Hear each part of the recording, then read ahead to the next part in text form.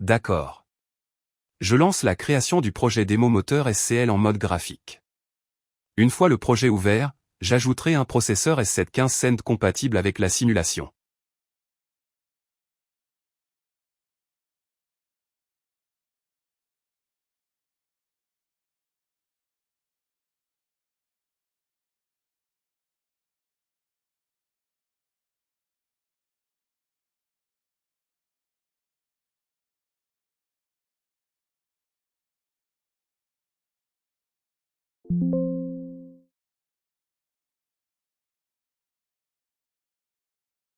Projet créé. J'ajoute maintenant l'automate S71500, modèle 1511 à 1 PN, pour supporter la simulation.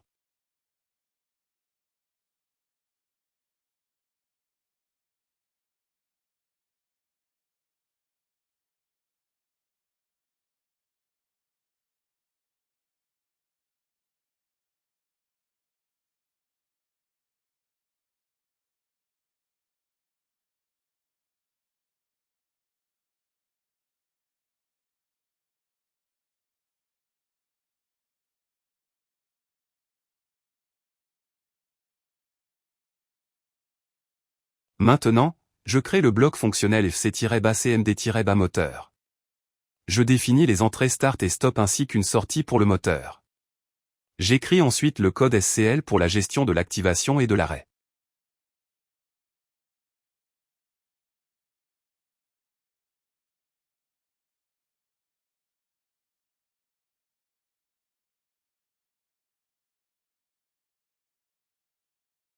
Bloc moteur créé.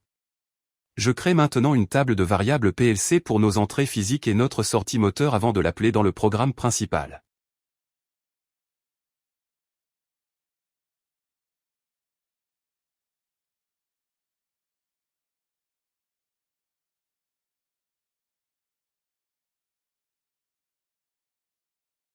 Table de variables prête.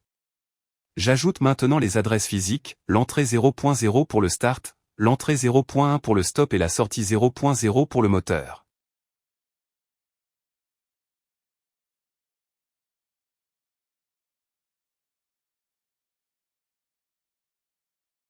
Désolé, j'ai fait une petite erreur d'adressage. Je rectifie, l'entrée physique pour le bouton Start est bien le point 0.0, et la sortie pour le moteur est le point 0.0 sur le module de sortie.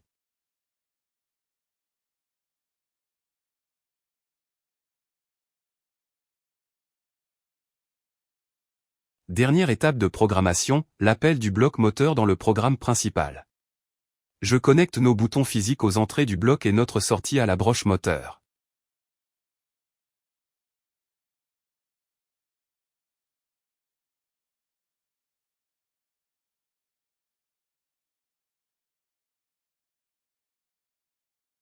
Programme terminé. Je lance maintenant la compilation globale de l'automate pour vérifier qu'il n'y a aucune erreur.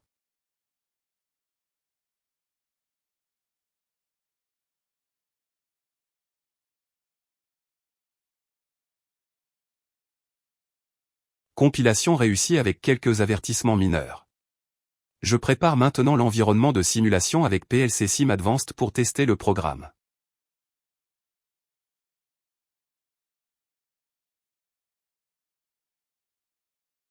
Je crée une instance de simulation nommée PLC1 et je l'allume. Cette étape prend quelques secondes pour initialiser le processeur virtuel.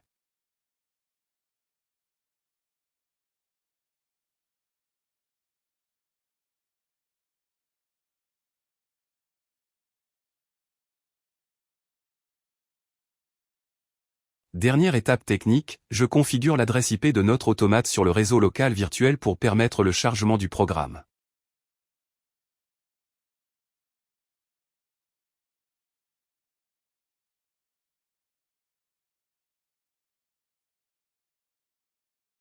Processeur en mode RUN. Je lance le téléchargement global. Le programme est maintenant transféré et prêt à être testé.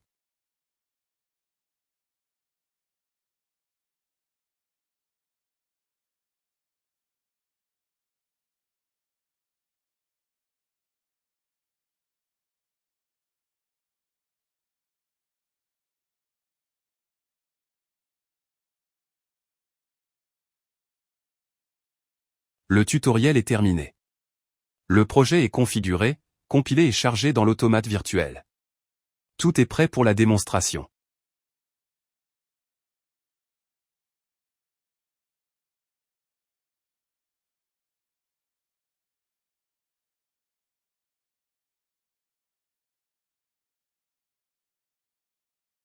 Je lance le test fonctionnel.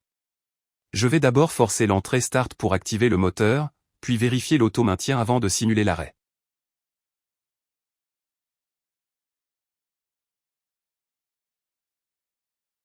État initial, tout est à 0. Je force maintenant le bouton Start ATRUE.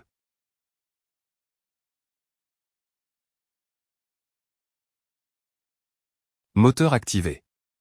Je relâche le bouton Start pour vérifier l'auto-maintien en SCL.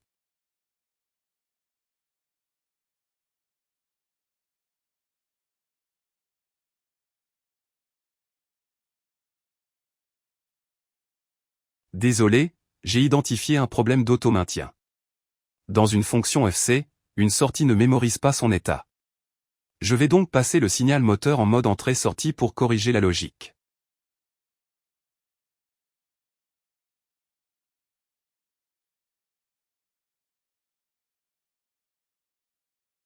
Je dois passer l'automate en mode hors ligne pour effectuer les modifications structurelles.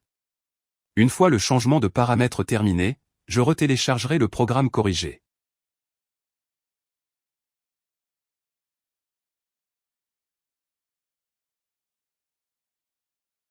Remplacement de l'ancienne fonction par la version in-out. Je mets également à jour l'appel dans LOB1 pour que notre moteur soit correctement géré.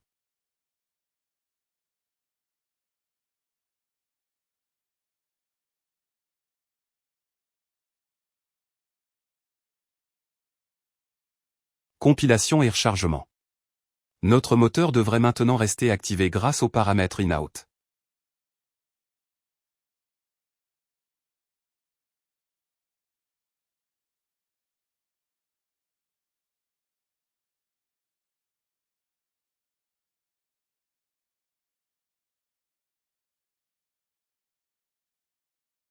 Programme corrigé et chargé. Je relance le test, Start ATRUE, vérification du moteur, puis Start à False pour valider l'auto-maintien.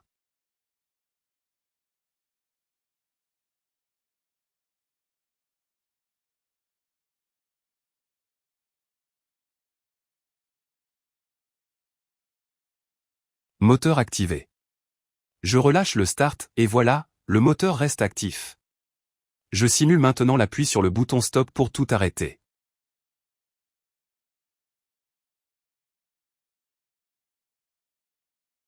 Dernière vérification, j'active le bouton Stop. Le moteur doit passer à 0 immédiatement.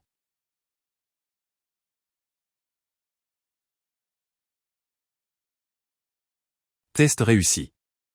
Le moteur s'est arrêté. Je relâche le bouton Stop pour revenir à l'état initial. Le tutoriel est maintenant terminé et validé.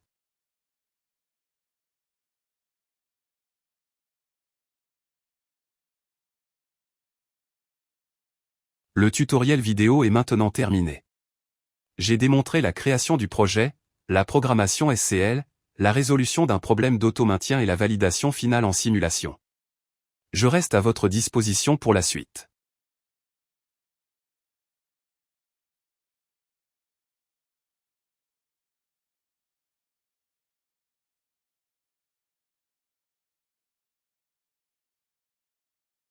Pour rendre ce tutoriel encore plus complet et visuel, je vous propose d'ajouter une interface homme-machine. Nous allons créer une vue de supervision pour piloter notre moteur directement depuis un écran tactile. Voici la suite du programme. Premièrement, l'ajout d'un pupitre tactile de type Confort Panel. Deuxièmement, la création d'une page principale avec des boutons de commande et un voyant d'état. Troisièmement, la liaison des variables entre l'automate et l'écran. Et enfin, le test final en simulation combinée.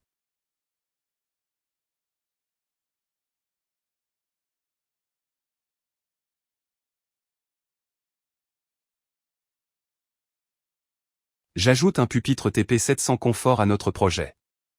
Ce modèle nous permettra de créer une interface tactile moderne pour piloter notre moteur.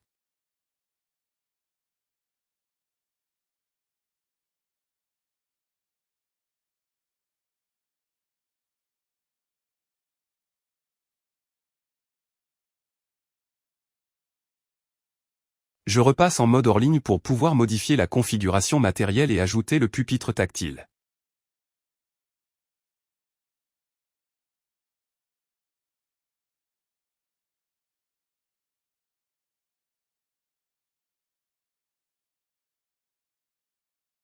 Le pupitre est ajouté. Je crée maintenant la connexion entre l'écran et l'automate pour permettre l'échange de données.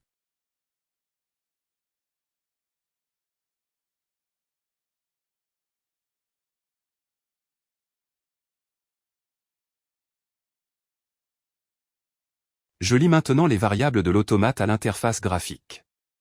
Cela permettra au bouton de piloter les entrées physiques simulées et au voyant d'afficher l'état réel du moteur.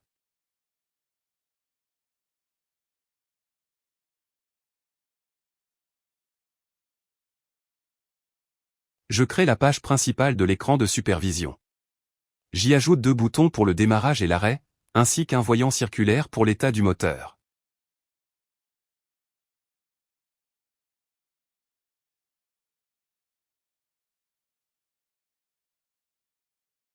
Je crée les variables internes sur l'écran pour stocker les commandes et l'état du moteur.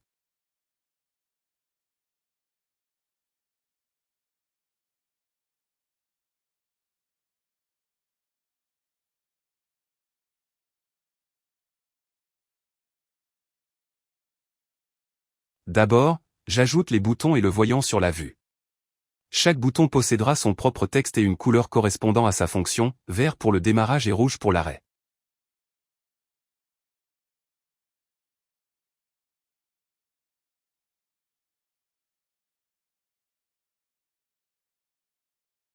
Je renomme la page en main screen pour simplifier la configuration des éléments graphiques.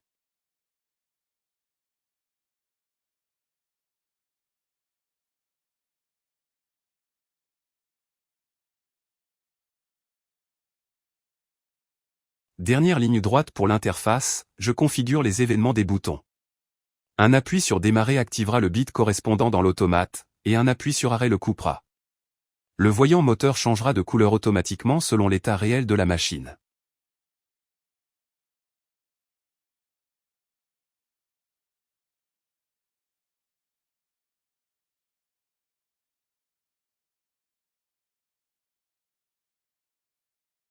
L'interface est maintenant terminée. Je lance la compilation de l'écran de supervision pour m'assurer que tous les liens avec l'automate sont valides. Tout semble prêt pour une démonstration finale.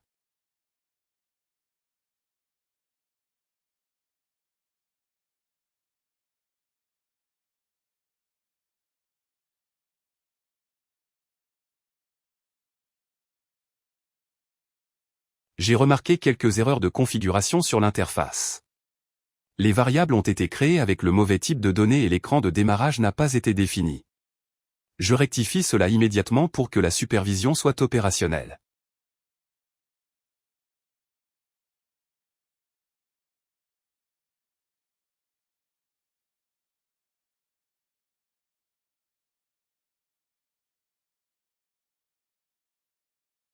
Désolé, je rencontre une difficulté sur le typage des variables de l'écran.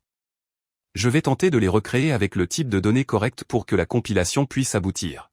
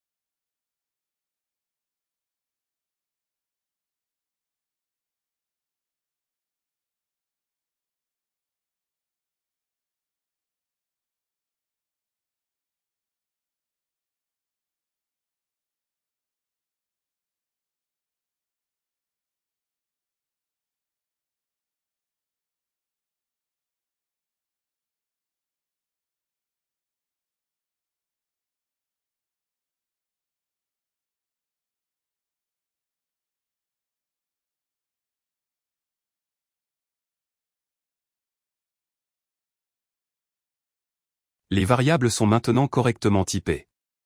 Je procède au renommage de la page principale pour m'assurer que tous les liens sont corrects avant de lancer la simulation finale.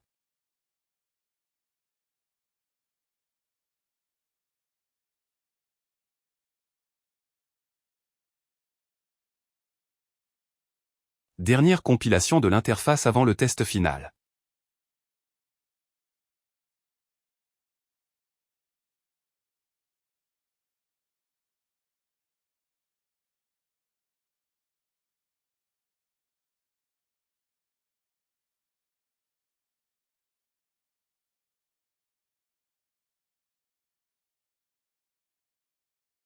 Le tutoriel est terminé. Nous avons conçu un système complet avec automate et supervision. La démonstration est un succès. Merci de votre attention.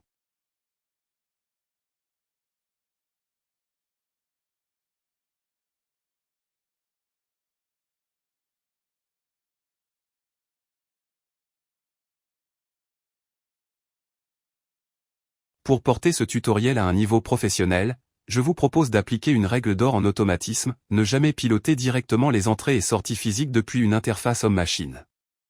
Nous allons donc créer un bloc de données global, appelé db-HMI, qui servira d'interface d'échange propre entre l'automate et le pupitre.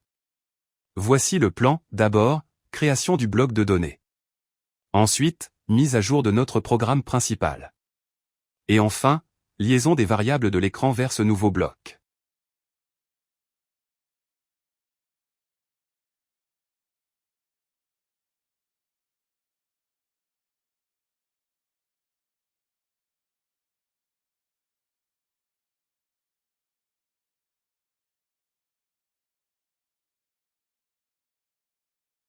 Bloc de données db-HMI créé. Je mets maintenant à jour le programme principal pour que l'automate accepte les ordres provenant à la fois des boutons physiques et de l'écran de supervision. C'est ce qu'on appelle une commande en parallèle.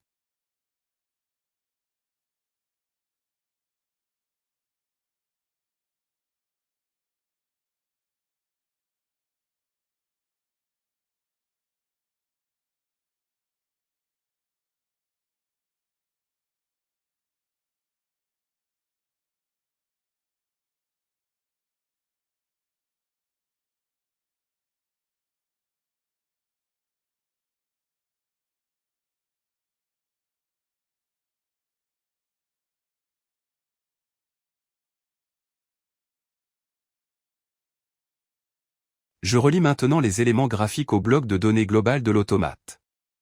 Cette étape garantit une séparation nette entre le contrôle physique et la supervision, tout en permettant une gestion centralisée des commandes.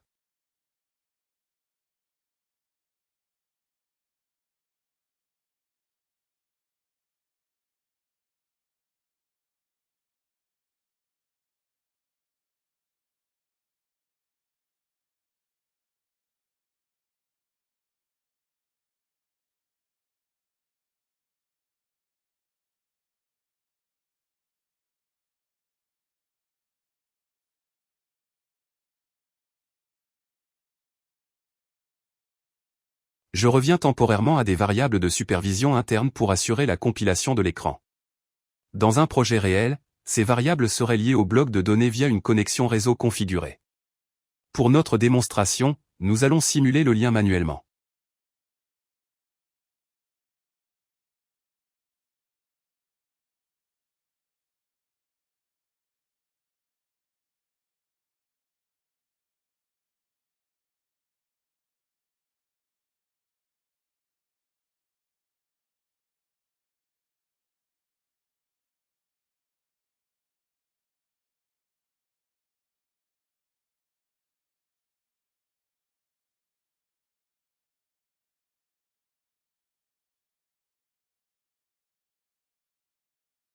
Le tutoriel est maintenant complet. Nous avons parcouru toutes les étapes, de la création du projet à l'optimisation de l'architecture avec un bloc de données. Je vous remercie d'avoir suivi cette démonstration technique.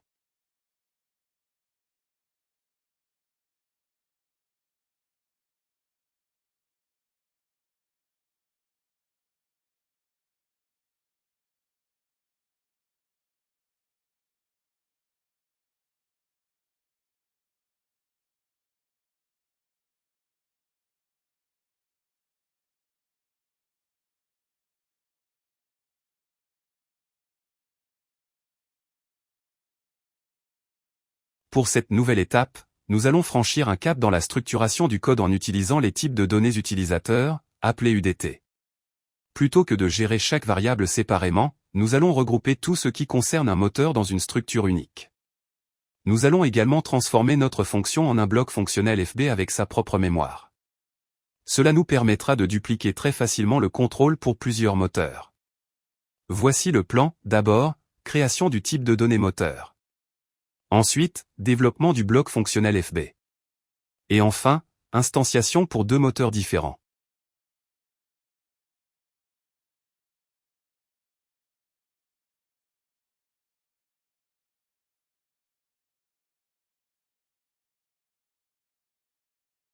Le type de données moteur est maintenant défini avec ses entrées de commande et ses retours d'état. Je vais maintenant créer le bloc fonctionnel FB. Ce bloc possédera sa propre mémoire locale, ce qui rendra chaque instance de moteur totalement indépendante.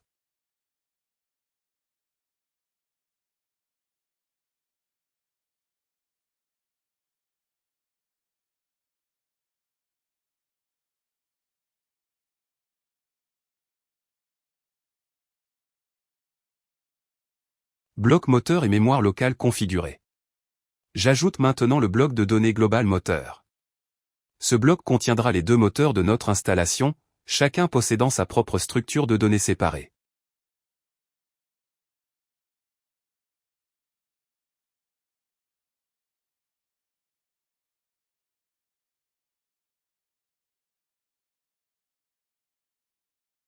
Dernière étape de programmation, j'appelle deux fois notre bloc de contrôle moteur dans le programme principal. Une fois pour le convoyeur d'entrée et une fois pour celui de sortie. Cette approche montre comment on peut réutiliser le même code pour piloter des dizaines de machines identiques en un clin d'œil.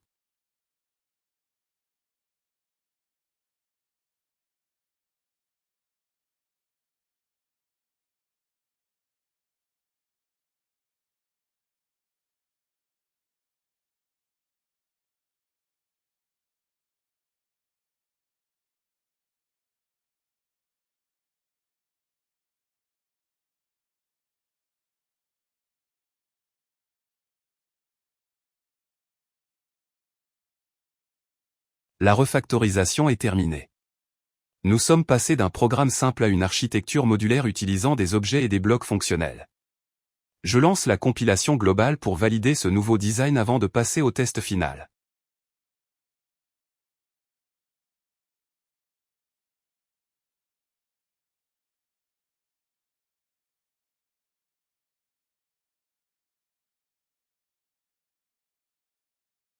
J'ai une petite erreur de compilation due à l'ancien bloc de commande qui n'est plus utilisé. Je vais le supprimer pour nettoyer le projet et valider notre nouvelle architecture modulaire.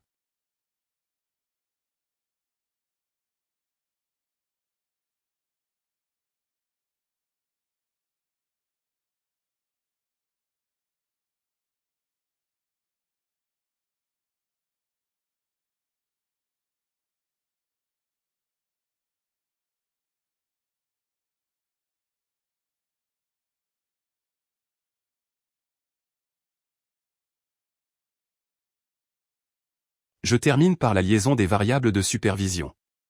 Nos boutons sur l'écran sont maintenant connectés directement à notre structure de données en automate. Le tutoriel est prêt pour la démonstration finale en mode multimoteur.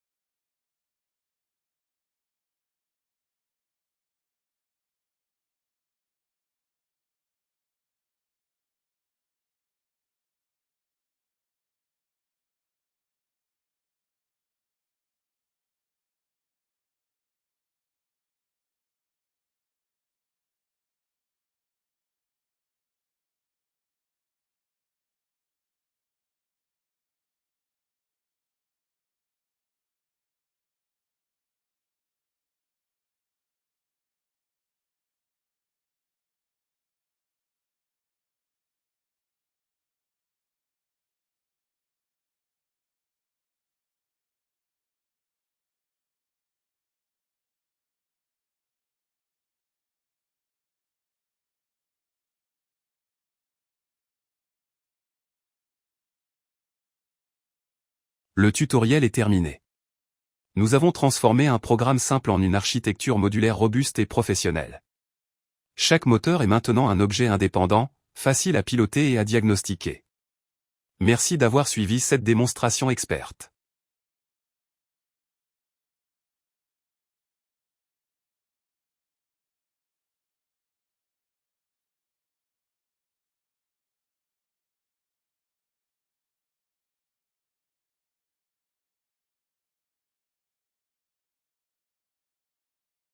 Pour franchir une dernière étape vers l'excellence industrielle, nous allons ajouter de l'intelligence à notre bloc moteur, la surveillance de retour d'état. Un automate ne doit pas simplement envoyer un ordre, il doit vérifier que l'ordre a été exécuté. Nous allons modifier notre type de données pour inclure un capteur de rotation, et notre bloc fonctionnel pour déclencher une alarme si le moteur ne tourne pas après 2 secondes. Enfin, nous automatiserons la séquence entre nos deux convoyeurs.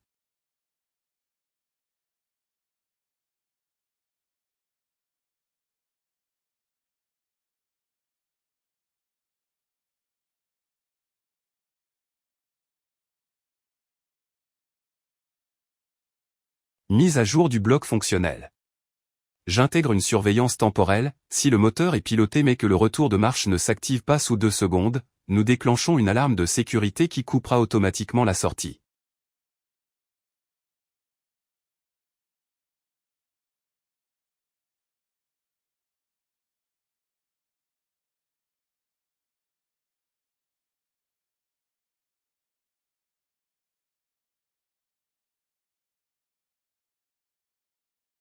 Mise à jour du programme principal.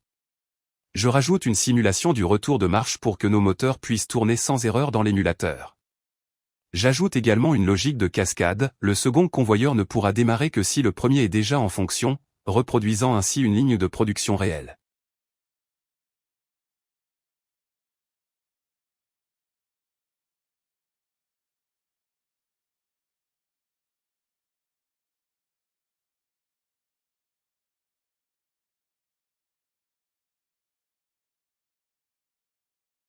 Compilation et chargement de la nouvelle architecture avec surveillance et cascade. Tout est prêt pour la démonstration finale du système automatisé.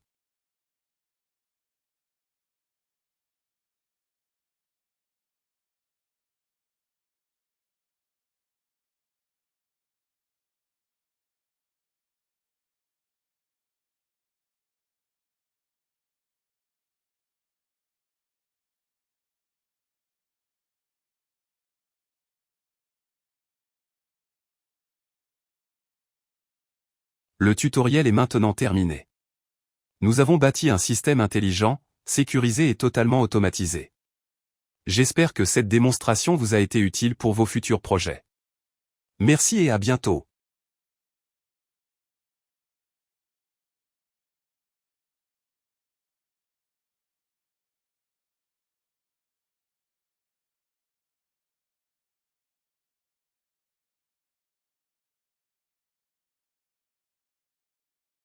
Pour cette nouvelle étape de perfectionnement, nous allons intégrer la dimension maintenance à notre projet. Un bon programmeur ne se contente pas de faire tourner la machine, il doit aussi anticiper l'usure. Nous allons donc ajouter un compteur d'heures de marche et un compteur de cycle à chaque moteur. Voici le plan, d'abord, mise à jour de notre structure de données. Ensuite, ajout de la logique de calcul du temps dans notre bloc fonctionnel. Et enfin, création d'une page maintenance sur notre écran de supervision.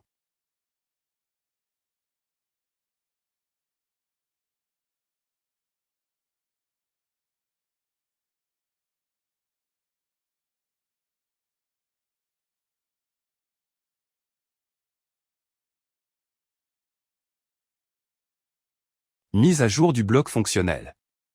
J'ajoute une détection de front montant pour compter chaque nouveau démarrage, et un chronomètre interne qui incrémente le compteur d'heures chaque fois que le moteur est en marche réelle.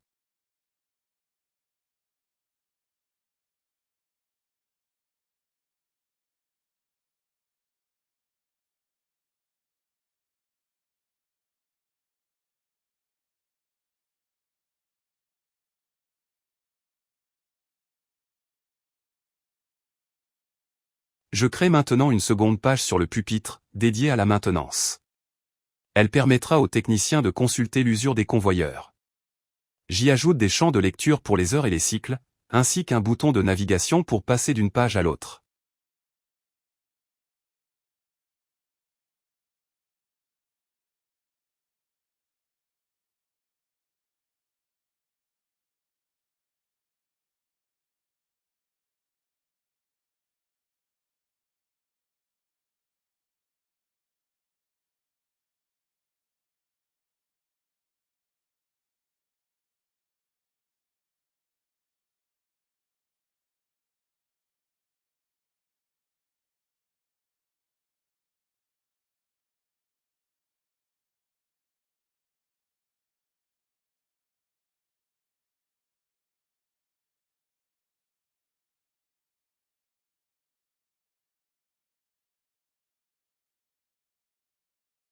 Tout est en place.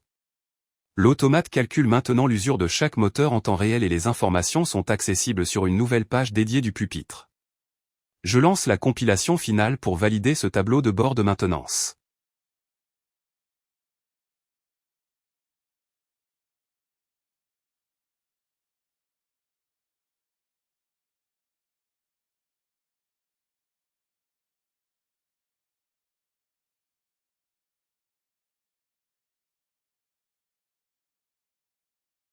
Je rectifie les liens des variables sur le pupitre.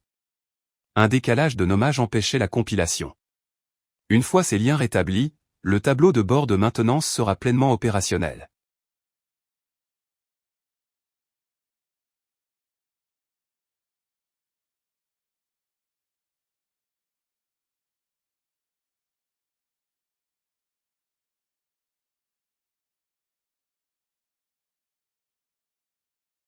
Je tente une autre méthode pour l'affichage des compteurs. J'utilise la liaison directe des variables pour assurer une synchronisation parfaite entre l'automate et l'écran.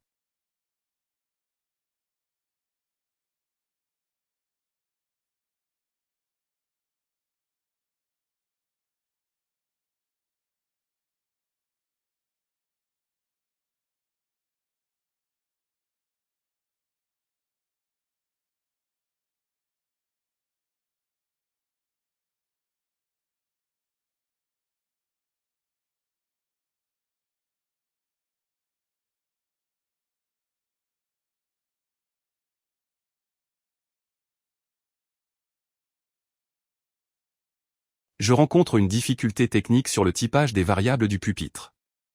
Je vais les recréer une par une avec une configuration forcée pour garantir leur compatibilité avec l'affichage numérique. C'est une étape de débogage classique lors de la mise en service d'une supervision.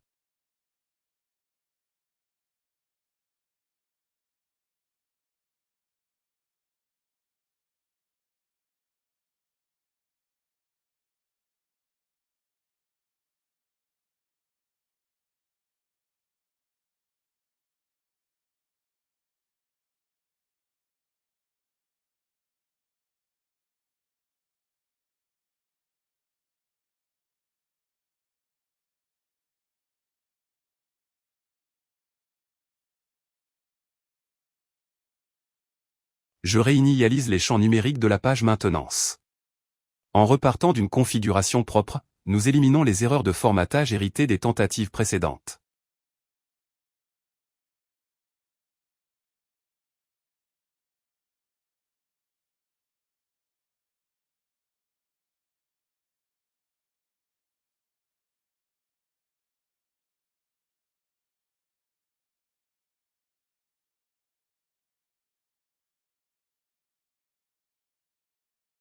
Je change de stratégie pour la liaison des variables. Plutôt que des variables internes, j'utilise des mémoires automates partagées. Cela garantit un typage booléen strict et une communication fiable entre le pupitre et le processeur. C'est la méthode la plus robuste en milieu industriel.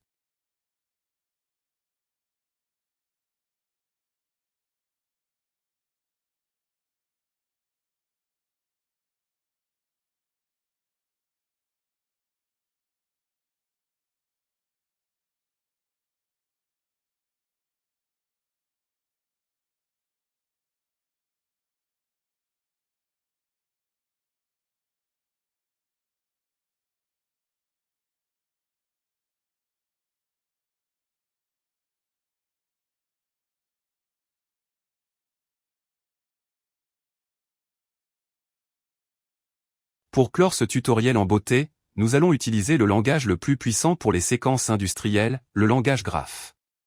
C'est un langage graphique de type GRAFCET qui permet de visualiser l'état de la machine étape par étape. Nous allons créer une séquence automatique, démarrage du premier convoyeur, attente de 5 secondes, puis démarrage du second. Voici le plan. D'abord, création du bloc graph. Ensuite, définition des étapes et des transitions. Et enfin, intégration dans notre programme principal.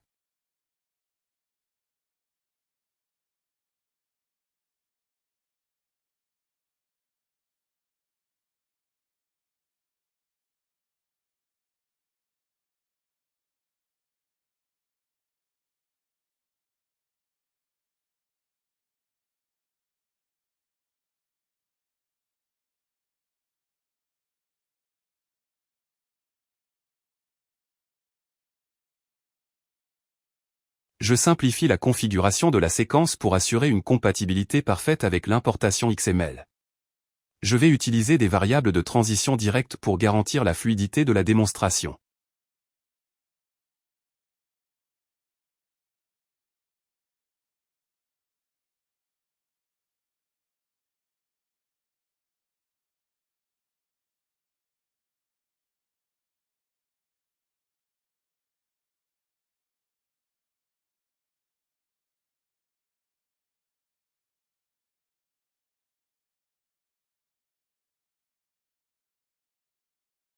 Bloc graph créé avec succès. J'instancie maintenant cette séquence et je l'intègre dans l'automate. Elle va désormais orchestrer le démarrage synchronisé de nos convoyeurs de manière totalement automatique.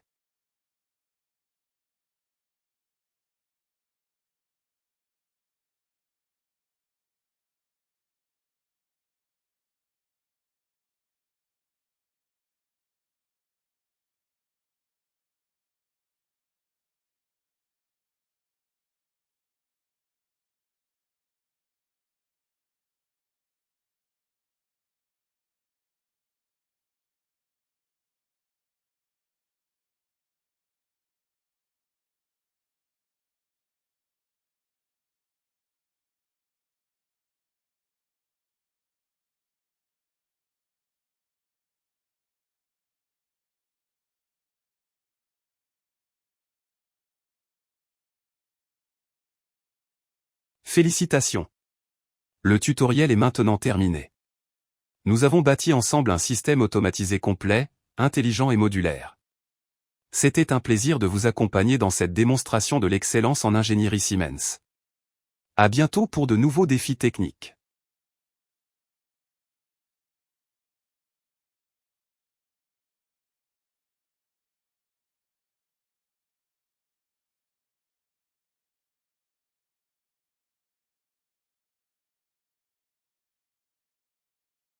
Pour conclure magistralement ce tutoriel, nous allons passer à la phase de livraison.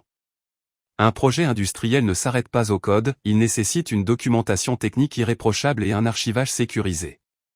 Nous allons utiliser les outils avancés de TIA Connect pour générer automatiquement un dossier complet comprenant le rapport technique au format PDF, les listes d'entrées-sorties sur Excel, et l'archive compressée du projet TIA Portal. C'est la signature d'un travail professionnel.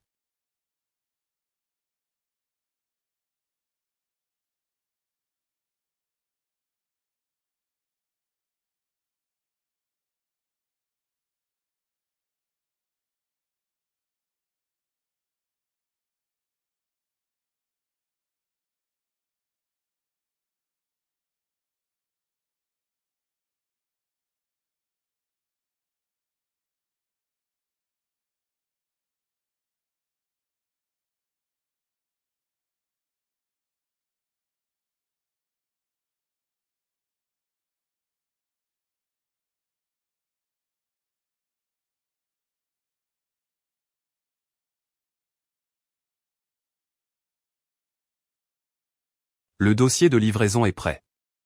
Votre projet est maintenant documenté et archivé selon les standards les plus exigeants. Ce tutoriel vidéo est terminé.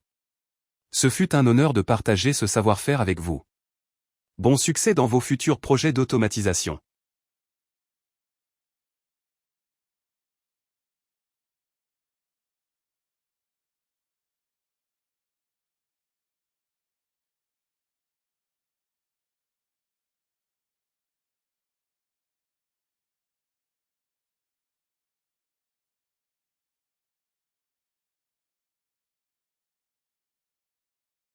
Pour cette nouvelle étape, nous allons apprendre à capitaliser sur notre travail. En industrie, on ne réinvente jamais la roue. Nous allons créer une bibliothèque globale pour y stocker notre bloc moteur et notre type de données. Cela nous permettra de les réutiliser instantanément dans n'importe quel futur projet, garantissant ainsi une standardisation parfaite de nos programmes. Voici le plan. D'abord, création de la bibliothèque. Ensuite, ajout de nos blocs en tant que modèle. Et enfin, archivage pour le partage avec l'équipe.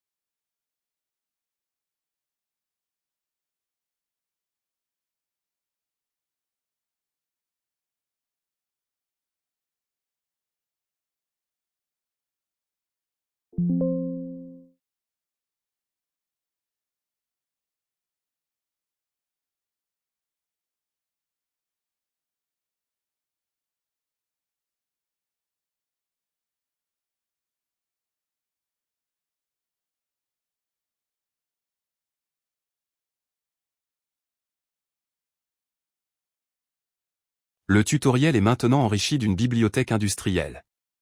Nous avons appris à stocker nos standards pour les réutiliser à l'infini. C'est la clé de la productivité et de la qualité en ingénierie. Je vous remercie encore pour votre attention.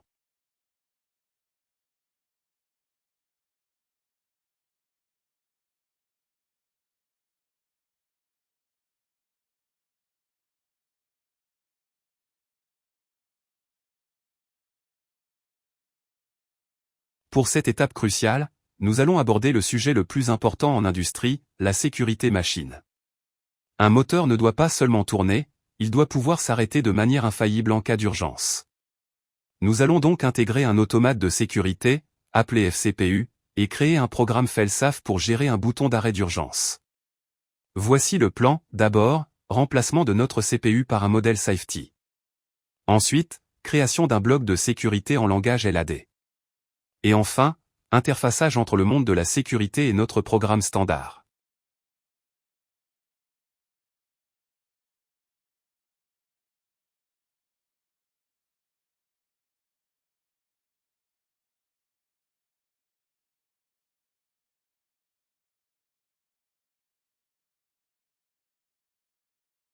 L'automate de sécurité est ajouté. Je configure maintenant les mots de passe de protection, une étape obligatoire pour garantir que personne ne puisse modifier la logique de sécurité sans autorisation. Une fois sécurisé, je vais créer le groupe d'exécution de sécurité qui gérera nos fonctions vitales.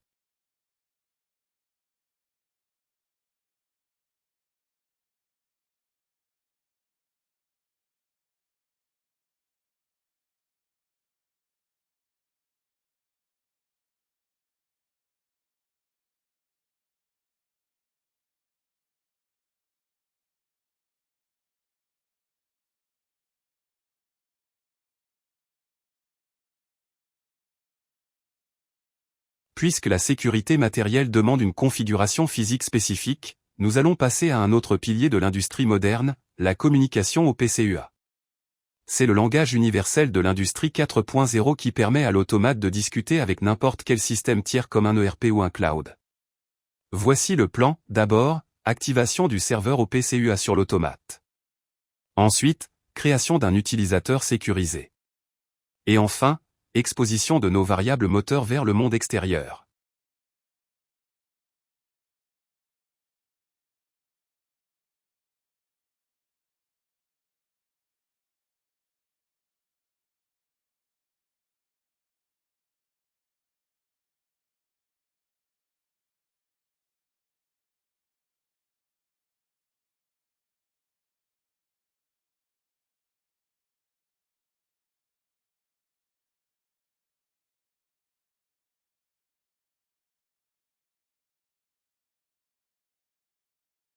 Pour ce nouveau chapitre, nous allons activer le serveur web intégré de l'automate. Cette technologie permet à n'importe quel technicien de consulter l'état de l'automate depuis son smartphone ou sa tablette, sans aucune installation logicielle. Voici le plan. D'abord, activation du service web sur le processeur. Ensuite, création d'un compte utilisateur sécurisé avec des droits de maintenance. Et enfin, démonstration de l'accès aux pages de diagnostic standard.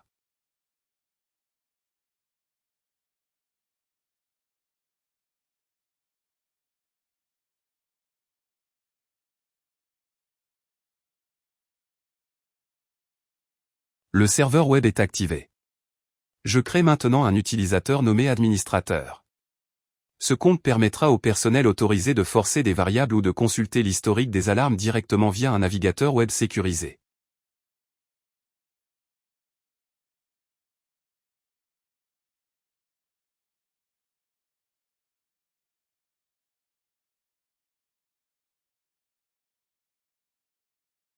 Pour cette nouvelle étape, nous allons explorer l'outil de diagnostic le plus puissant de TIA Portal, la comparaison en ligne. En tant qu'expert, vous devez savoir identifier instantanément pourquoi une machine se comporte différemment de ce qui est prévu dans votre programme. Voici le plan. D'abord, modification d'une temporisation dans notre programme hors ligne. Ensuite, lancement de la comparaison automatique entre le programme qui tourne dans l'automate et celui de mon ordinateur. Et enfin, analyse des différences détectées.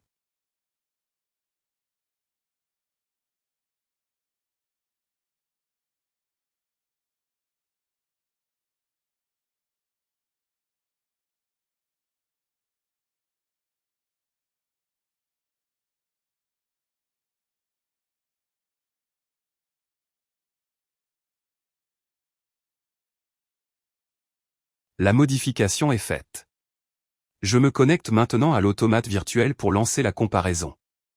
TIA Portal va scanner chaque bloc et nous signaler en orange ceux qui présentent une différence.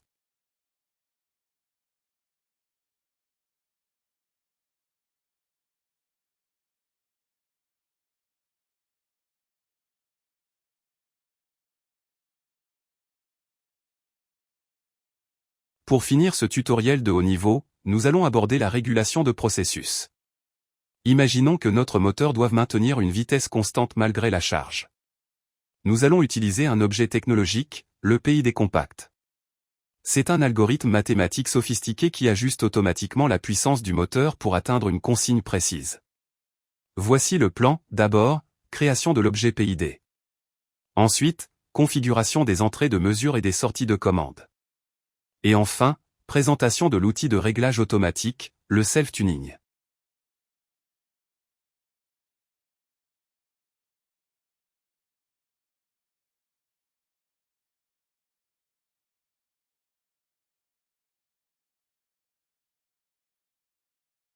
Je repasse en mode hors ligne pour pouvoir insérer l'objet de régulation PID. Une fois créé, cet objet possédera sa propre interface de paramétrage pour régler les gains proportionnels, intégrales et dérivés.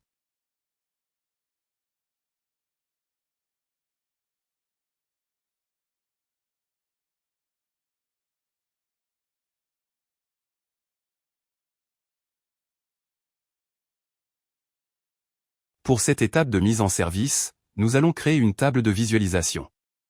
C'est l'outil indispensable de l'automaticien sur le terrain. Elle permet de surveiller en temps réel l'état de tous nos capteurs et actionneurs, et même de forcer des valeurs pour tester la mécanique avant que le programme ne soit terminé. Voici le plan. D'abord, création de la table nommée diagnostic moteur. Ensuite, ajout des variables de nos deux convoyeurs. Et enfin, démonstration de la lecture dynamique.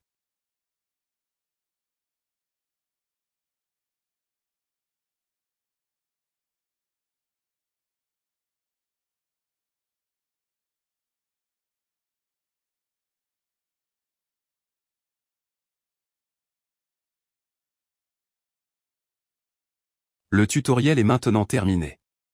Nous avons bâti ensemble un système industriel d'excellence, de la conception à la documentation finale. Vous avez désormais toutes les clés pour mener à bien vos projets d'automatisation les plus complexes. Merci de votre confiance et à bientôt pour de nouvelles aventures techniques.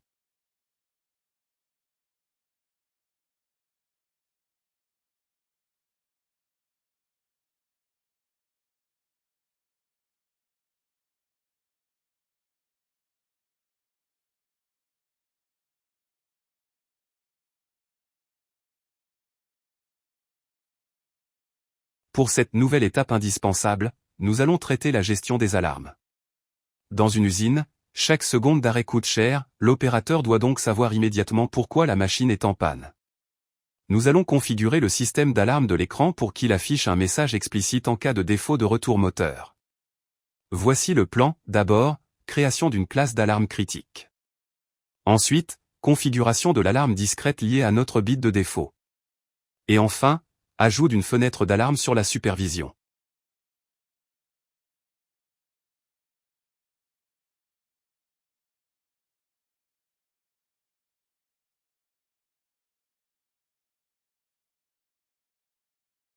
J'ajoute une vue d'alarme sur notre page principale.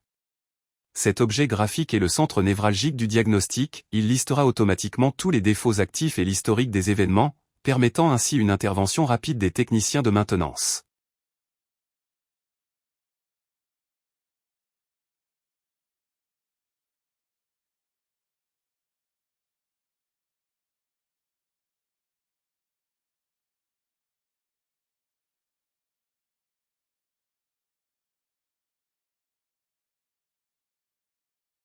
Pour améliorer la clarté de notre interface, nous allons utiliser les listes de texte. Plutôt que de simples voyants, nous allons afficher un message clair sur l'état du moteur, arrêté, en marche ou en défaut. Voici le plan. D'abord, création de la liste de texte. Ensuite, liaison avec une variable d'état numérique. Et enfin, ajout d'un champ de texte symbolique sur l'écran.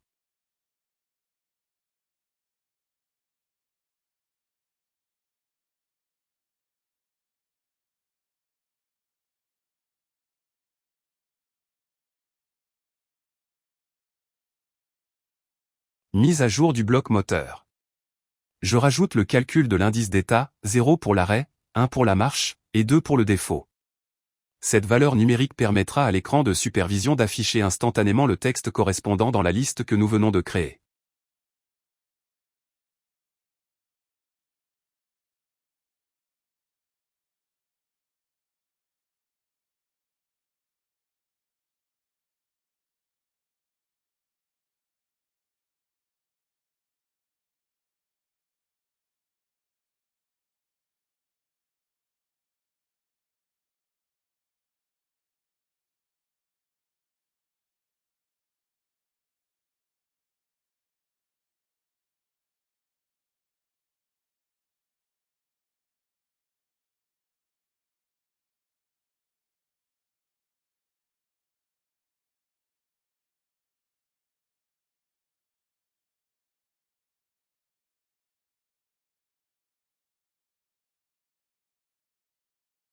Je crée la variable de communication pour l'indice d'état et je mets à jour le programme principal pour exporter cette donnée vers le pupitre.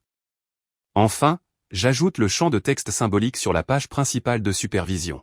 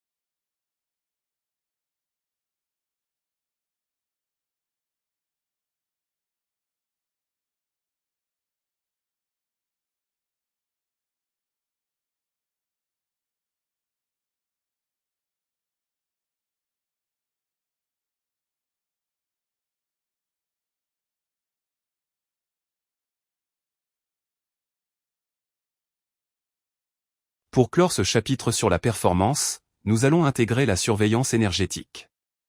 Dans l'industrie moderne, mesurer la consommation est devenu indispensable. Nous allons simuler la mesure d'intensité de nos moteurs.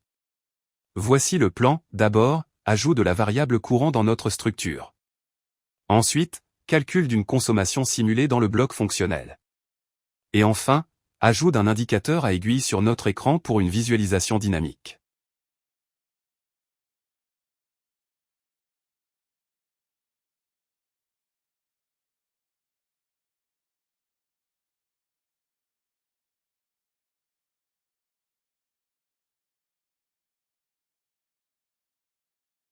Mise à jour du bloc moteur.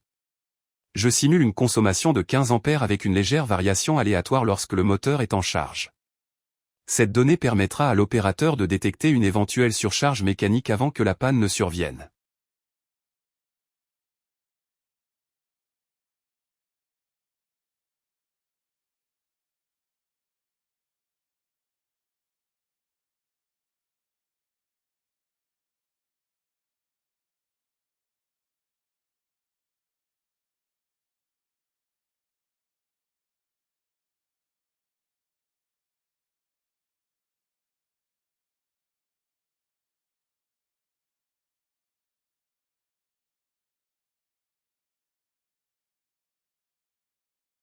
Je rajoute la variable courant sur le pupitre. J'insère ensuite une jauge analogique sur l'écran pour permettre une lecture rapide et visuelle de la charge moteur. Cet indicateur est gradué de 0 à 30 ampères.